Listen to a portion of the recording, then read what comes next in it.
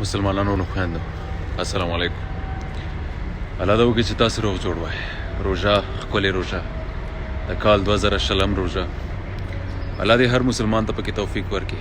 رب تعالی دې هر مسلمان خور ته پکې توفیق ورکړي. هر رور ته الله تعالی توفیق ورکړي چې ورکې تکړه وي، انرجیټک وي او څه تکلیف ورکړي نه وي دوی ته. بیماریو نه الله تعالی ورکړي وساته او الله دې درته پکې ډېر زیات ثوابونه او اجرونه درکړي. الهي امین کې بس د روژې اوله ورځ دی او دا پیغام هر ورور هرې خور ته مسلمانانو ورونو خویندو ستاسو یو ورور یم، مسافر یم او زما ډېر زیات پیغامونه، زما ډېر زیاتې ویډیوګانې ډېرو زیاتو ورونو خویندو لیدلي، که په اروپا دي، که په امریکا دي، که په پاکستان دي، که په افغانستان دي.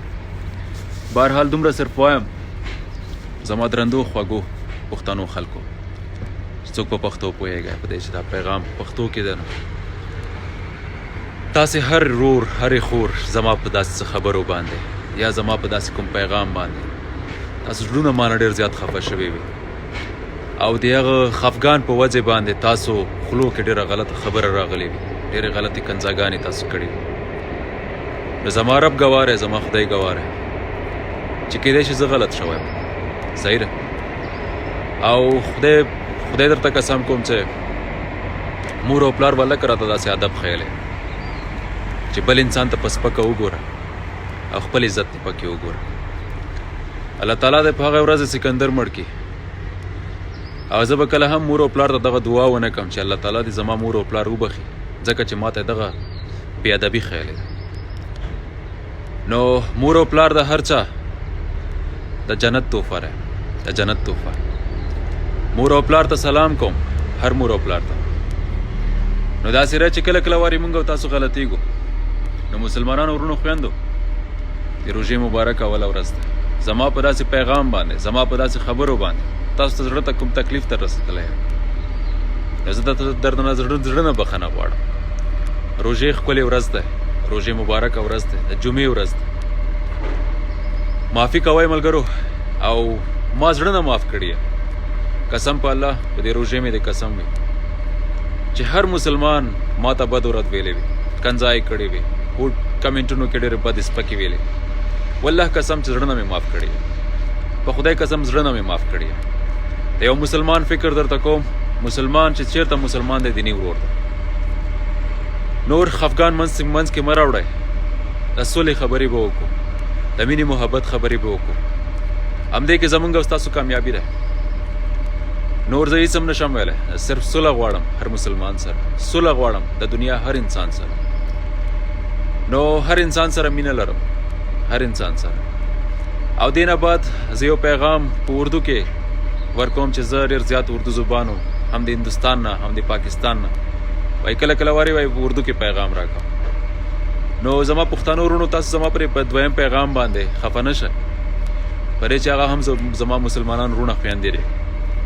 زه چې په ژبو باندې پوهیږم نو دا ښه خبره ده چې هر انسان ته پیغام ورسوم. څوک زما پیغام باندې هغه مینه ما سره کوي، زما په خبرو باندې ما سره مینه کوي د مسلمان په حیثیت سره، نو دا د خوشحالۍ خبره ده که دا هر زبان والا انسان ده. نو انشاءالله کوشش کوم یو بل پیغام هم ورکوم په اردو زبان کې. الله تعالی تاسو سلامت لري چې هر ځای کې یې زما ورونه یې، زما خویندې یې، خوشحاله و آباده واوسئ.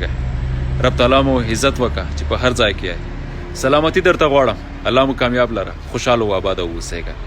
مسافر ورونو ته زما دغه پیغام ده چې مسافر ورونو الله تعالی تاسو کامیاب لري، الله تعالی مو کامیاب کړه. بعضې مسافر ورونه چې دلته په اروپا کې یې او یا په امریکا کې یې تاسو ته اسنادونه نه دی میلاو.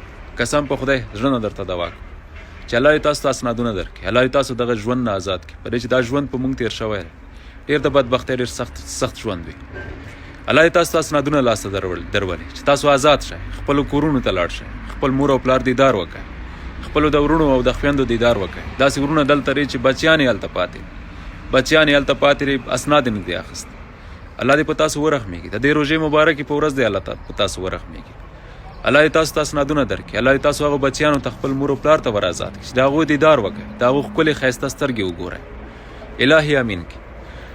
نور مسافر ورونو روژه راغله، حوصله به کوو او مسافرۍ کې د انسان زړه ډیر زیات لوی شي حوصله پیدا کړي په دې چې ژوند دی که نه مسافرۍ ژوند دی سختۍ نه انسان تجربې اخلي نو دومره درته وایم چې روژې قایمې وساتئ او د خپل مور او پلار ډیر زیات عزت وکړئ ډیر زیات احترام هغو خلکو نه معافي وغواړئ هغو خلکو سره سولې وکړئ چې چا نه تاسو خفه یې او یا څوک تاسو نه خفه دی خدای ته وګورئ دا ډېره ښکلې مبارکه میاشت ده دا ډېره پاکه میاشت ده دا د بخښنې میاشت ده چې الله تعالی زموږ او تاسو ګناهونه معاف کوي په دې کې نو زما دا پیغام د زړه نه مې درکړو الله تعالی دا وکړي چې زړه نه تاسو ما هم معاف کړئ او زړه نه تاسو هغه خلک هم معاف کړئ چې څوک نوره په تاسو بد لګېدلی وي چا سره مو دښمنۍ وي الله تعالی دې ستاسو دښمنۍ ختمې کړي الهي امین کړي رب تعالی دې عزت درکړي تاسو ټولو ته خوشحاله او آباده واوسئ ډېره ډېره مننه د الله په امان ستاسو ورور یو مسافر